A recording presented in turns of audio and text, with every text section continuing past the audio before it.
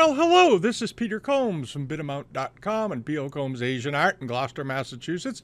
And today is Friday, January 17th, 2020, and this is our weekly video where we always take a look back to see how things did on eBay and on Catawiki that we had on our newsletter page during the past week and any other news that came up. And now, of course, with the global auction pages, we'll have more content to talk about, which is kind of fun for us. And thank you so much to all of you that have subscribed in the last week. It's amazing, and the nice emails we've got. Thank you for sending us your thoughts. We really appreciate it because this is something we really wanted to do and worked on hard, and it came out quite well, I think. One of the things I wanted to mention was to those of you that have been using it, you'll notice that we made an addition this week, the Auctioneer report card. And this is a pretty interesting thing. This is a database that we had, and we were able to get it onto the site and share it with everybody. And what it is it's basically just what it says, a report card, a ranking system for nearly 175, 200 auction houses around the world, some of them in Europe, some of them in the United States. And we ranked them A+ through F. And next to each one, you'll find a comment. This database is searchable. You just type in the name of the company. If you type in, Skinner, Skinner's, there it is, Skinner Boston, right there, okay, and so forth. And you can sort it by grade. If you want to see who all the bad auction houses are, we think they're all here. And it will say avoid always on here or just avoid. And these are ones that we gave solid Fs to across the board. And there's a lot of them. So if you get onto Live Auctioneers, onto Invaluable or BidSquare, and you come up with an auction house that looks like they have too much stuff, too much good stuff to be true, the chances are they're going to be on here, and we're going to add to it every time we find a new auction house throughout each week as we're updating pages. And I hope you find it a useful guide. And we include, as I said, we include comments on what we think you should do when encountering them. All righty. And we also added, a lot of people have asked for more Japanese stuff. We've had several requests, so we've added a significant number of Japanese things. And we also did it on Valuable Live Auctioneers, and we'll be doing it on BidSquare as well. So if you're a Japanese collector, check that out. And of course, all the Chinese material that's on this is just the Invaluable page right now. And there's a lot of stuff on here, as you can see, that we were able to dig out. So give that a whirl. All right, and now over to this.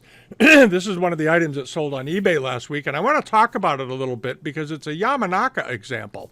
And for those of you who don't know about Yamanaka Company, it was a Japanese firm founded back in the 19th century by this family. And in the early 20th century, one of the sons, Yamanaka Sudajiro, decided to expand into the United States. And at that time, there wasn't a lot known about Chinese and Asian art here. There was some rather odd artistic prejudices against it because of the preference for European Raphaelite art and Impressionist art and all this other stuff. So he had to go about sort of educating and promoting himself rather brilliantly into the U.S. market. This little water pot was something that they were known to make, and they would sign the bottoms of them, Yamanaka. All right, there it is. They didn't sign everything because this was something they actually did. They had antiques, but they also created things. And in this example, they took a nice old copper red 19th century water pot, and they added a malachite collar to it. It's an inkwell, and the carnelian rabbit, and it flips open, and it's done on gilt silver most of the time. This was a nice one, and it ended up selling for $2,346. But more on Yamanaka, which is really the fascinating story here. When he came to America, Yamanaka Sudajiro, he wanted to educate people, and he befriended the Rockefellers, which is a pretty good family to let yourself be known to because they were huge collectors. And they began collecting Chinese art. There's what's known as the Rockefeller pattern on Chinese export porcelain. And he educated them. And this is Yamanaka Sudajiro. And he was quite a guy.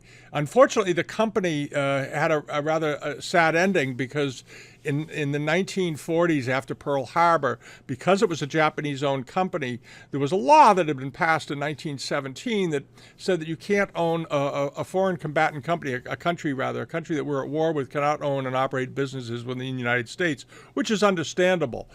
This fellow was not military, and he was not, he was just an art dealer, but he fell into that category, and the federal government seized and liquidated all of his stores in the United States. He had several of them. He had them in Boston, New York, Chicago, and so forth. He had them overseas as well.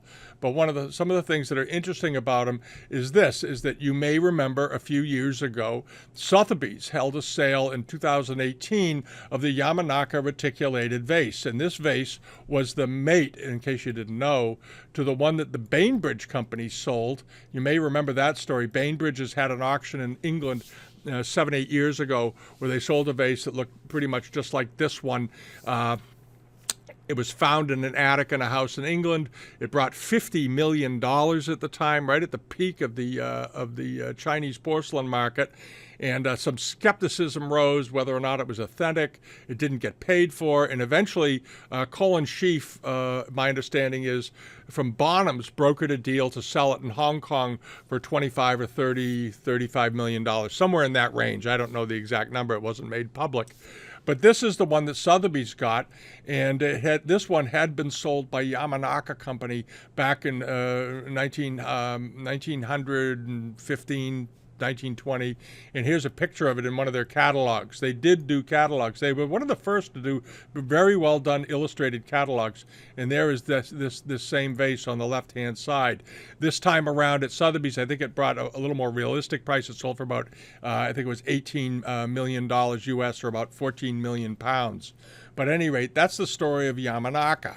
And if you want to see more about them, come over to the website, because today, while I was getting this ready, I decided to, we always have files that we need to convert into catalogs, and we had this nice old catalog by the direction of the Yamanaka Company in New York. And this was an auction held by the American Art Association, New York City, in, I think this was 1915 or 1917.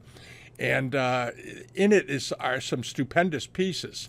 The vase that I just talked about isn't in there. But what's really interesting about it is at the beginning of the catalog, in the front piece, the owner of the auction firm, Mr. Carroll, wrote an article about the treasure hunting in China and what it was like and their influence on the market, and how involved the Japanese had been long before 1900 in collecting Chinese art. And I suspect this was written in January of 1915. The auction was in February, the next month. And how Yamanaka went about collecting things, and the stunning influence he had on Western collections. But you can go through this thing and just see some absolutely stupendous objects you're not going to see anymore. And it's funny, because at the beginning of this, they called this one a modest auction. And you flip through it and you come to things like this unbelievably rare Chai-Ching Ming Dynasty fish tank. You've seen these before. They bring vast sums of money. They're extremely rare. A lot of them are kind of worn on the surface and so forth. This is a good one. I think the San Francisco Asian Art Museum just started an exhibit with one of those in it. But at any rate, that's the story. So if you're out there collecting and you find sort of an oddball little piece with a metal mark and it says Yamanaka on the bottom, this is who made it. And they made them to introduce people into the world of Chinese and Asian art. They had incredible influence, and their things that they sold are now in major museums all over the United States. Just stupendous. All right, now let's head over to last week's eBay auction results. I'm sorry about that little sidetrack, but I thought you might find it interesting. It's sort of a fun history, what went on back then. A lot of you noticed that last week we changed the format a little bit, because eBay is still a little behind on coming up with things that we think are suitable. So, and more things are turning up on Katawiki. And if you'd like to buy on Katawiki, start emailing them and tell them to encourage their sellers to cut out some of the reserves. It doesn't do them any favors. And I'm going to get to a piece that was on there that ended up reselling on eBay, and I'm sure the guy that sold it's not happy about it, because he got more money on Katowiki, but he had a big reserve on the piece. But anyway, we've split it down, and at the bottom of the newsletter page, we have also added Japanese things and so on and so forth. So it's getting sort of bigger and bigger, and we'll see how that goes. All right, now on to the one that sold. You may remember, if you followed the little special sale they had at Katowiki, this vase was on there. It was being sold by a London dealer. And unfortunately, and it had some restoration, but he put a very big reserve on it, or a reserve. He shouldn't have had any reserve. And it ended up selling for around $5,000. It didn't make the reserve, though. It got up to $5,000, $6,000, didn't make it. And so he took it and he resold it on eBay. And this time around, it only brought $2,809. Okay? Reserves are bad for pieces. I know if you're a dealer, you don't want to lose any money, but I've said it last week, and it's going to become a thing with me, I think, because reserves kill deals. Reserves are deal killers. And unfortunately, dealers themselves, many dealers are sometimes the worst auction clients, because they don't understand the selling side at auction very well, and they have to learn it. All right, low reserves, modest estimates bring record prices. That's sort of the rule. And I've told this to a number of people. I got an email a couple of weeks from a guy that actually did that. He cut all his reserves, dropped his starting bids, and he got quite a bit more money than he thought he'd ever would, because it encourages people. People want to buy, and they don't want to fight at reserves. People do. If it's an auction, it's an auction. If you want to set a price, fine. Set a price, put it on your website, ask what you want for it. But don't call it, don't use auctions as a way to have basically a fixed price sale. It's a very bad practice. Okay, my little rant of the week is over. Anyway, this time around it brought $2,809. Somebody got a great deal. All right, and then on to this. You remember this was up a couple weeks ago, this beautiful brush pot. Apparently it went unpaid for, and it got relisted, and it brought basically around the same price that it brought the first time. Sometimes bidders will, especially some of the guys in Asia, they'll run things up and then not pay for it and then wait for you to relist it, thinking it'll bring less money. And that isn't always the case. Sometimes it is less money, sometimes it's more money. But in this case, it brought just a little bit less, and I hope this time they paid for it. It was a nice brush pot.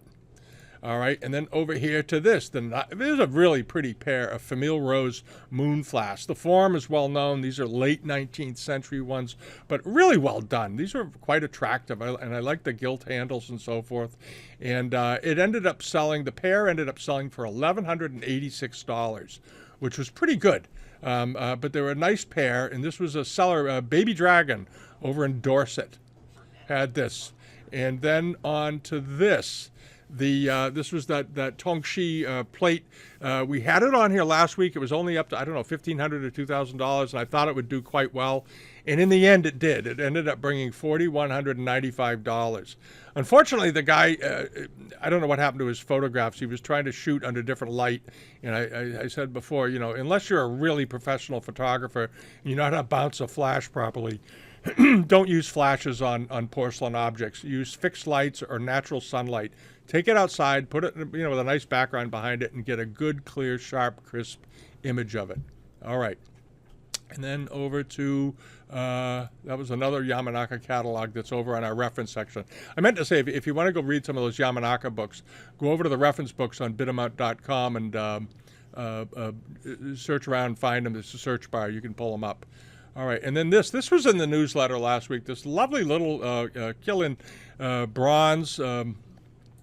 Didn't have the horn on his head, but it's what it was, and he just called it a mythical beast. It ended up selling for $819. This was a nice thing. This is that seller over in London who gets all the nifty little Netskis and small bronzes, really finds small things. He has a good eye for it, and that was a nice piece. It wasn't Ming. He felt it was 19th century, and he's probably right. All right, and then on to this dandy jade of the immortal ascending the mountainside, riding his donkey with his attendant. This was a nice old jade. It had been remounted in this. This was probably originally attached to a roux scepter, and this would have been the large piece, the headpiece on it. And but beautifully carved. This was a nicely carved piece of jade, nice and deeply carved, good detail, mutton fat, nephrite jade, and an old one. And it did fine. It brought $2,125, but a good example, a nice, clean example. And I like jades when they put landscapes on them. I always find them interesting. And then on to this, the Finial Rose planter with a reticulated base. This was a very, very pretty planter. And I like the panels on it with the different birds and slightly different scenes rotating around it and so forth. And it did quite well. It brought $1,925, but very well done.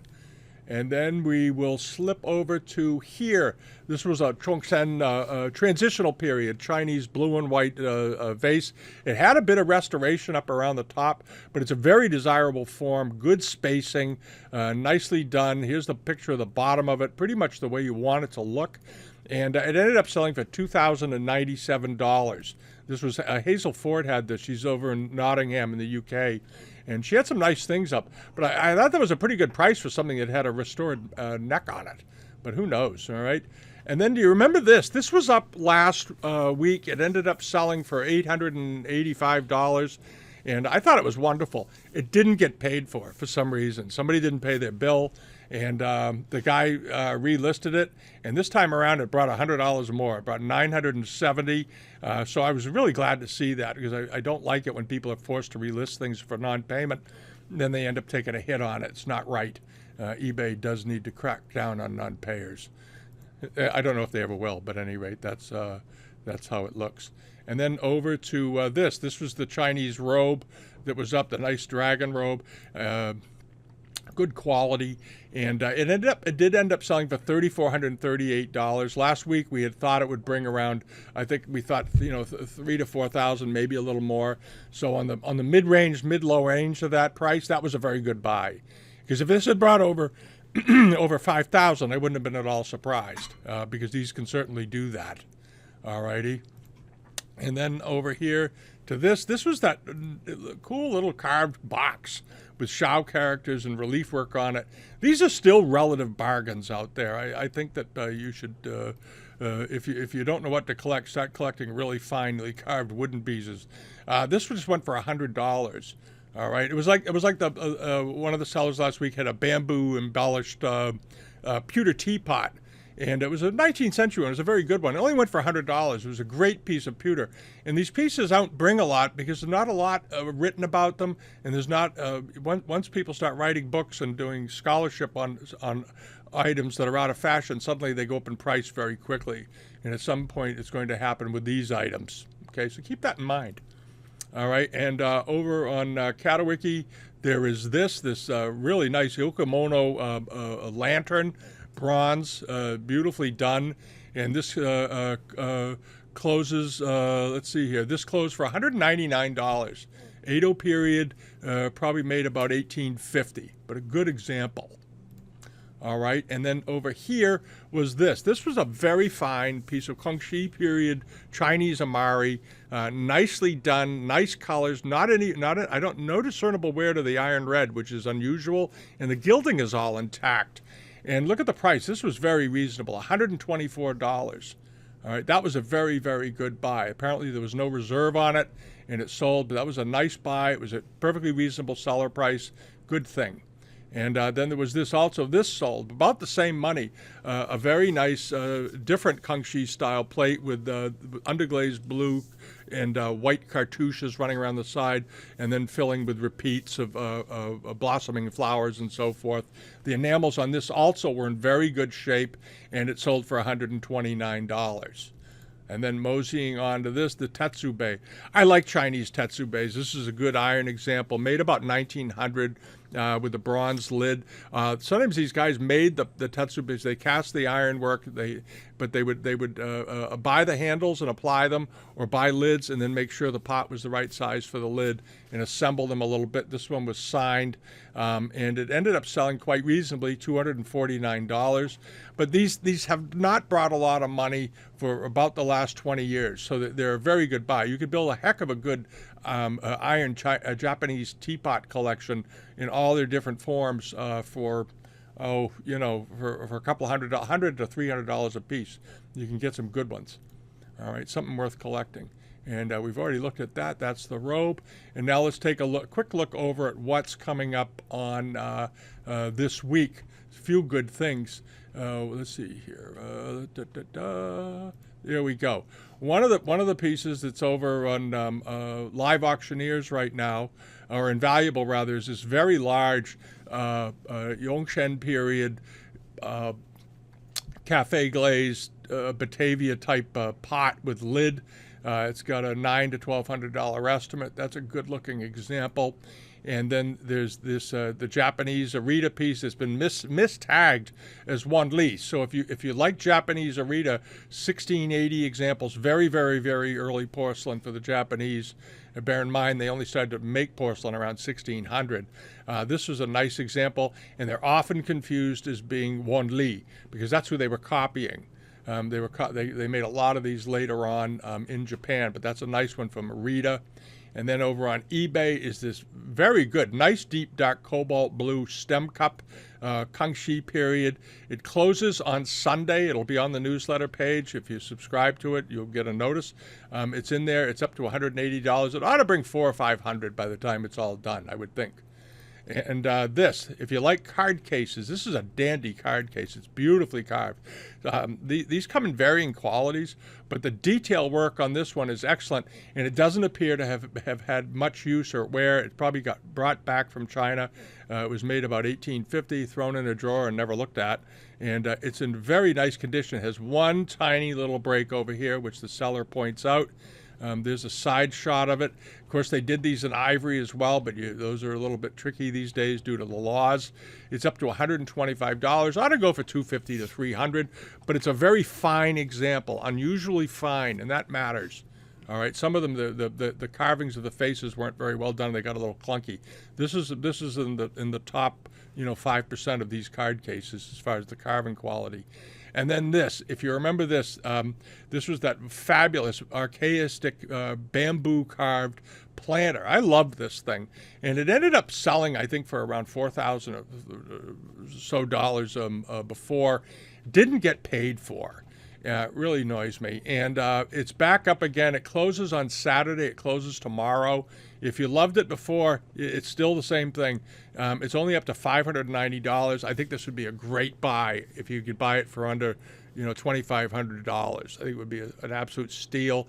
I did recall after seeing this last time, several of these in this manner with this low relief work pieces at Sotheby's and Christie's, they've brought over $10,000-$15,000 at times. So you might want to check that out if you're looking for a great value. And then the other thing I wanted to mention is we're going to focus, because of the issue we've seen lately with reserves on the Catawiki side, we're going to start pushing onto their page things that we've been able to filter out that are not reserved. All right, because I think people get frustrated when they place bids, and they're fighting the reserves. And as I discussed at the beginning, I think that doesn't help anybody. So we're going to try to bring up more unreserved stuff on there, so you get a shot. Okay, it's an auction. Let's treat it like one. Okay. And that's about it for the week. We're updating the new pages pretty regularly. We're going to be adding some things to it, and we'll be adjusting the newsletter page, which is free. If you haven't subscribed yet, please do. Leave a comment. Give us a thumbs up if you like the videos, and we'll see you all next week. Thank you. Bye-bye.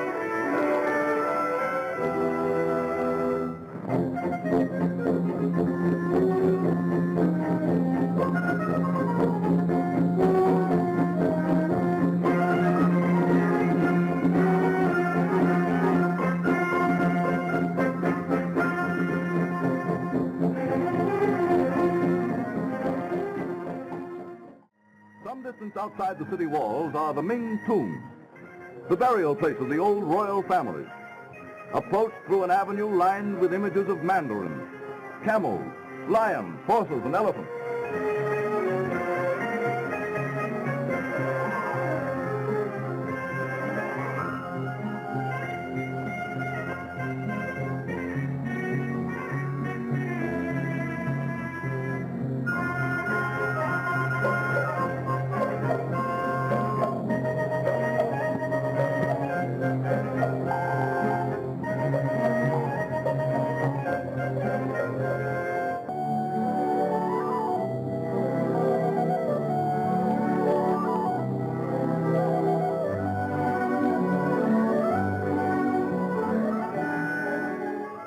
The high spot of a visit to Beiping is a trip to the beautiful summer palace built by the Emperor Kangxi. In the extensive palace grounds, the emperor commanded that a lake, large enough to be called an ocean, be constructed for him. Armies of coolies worked for years until, at last, it was completed. He then commanded that a marble ship be built. Though they tried their oriental best, not all the experts in China could make it float. It became a tea garden for the emperor, and from its decks, the Son of Heaven viewed his man-made ocean.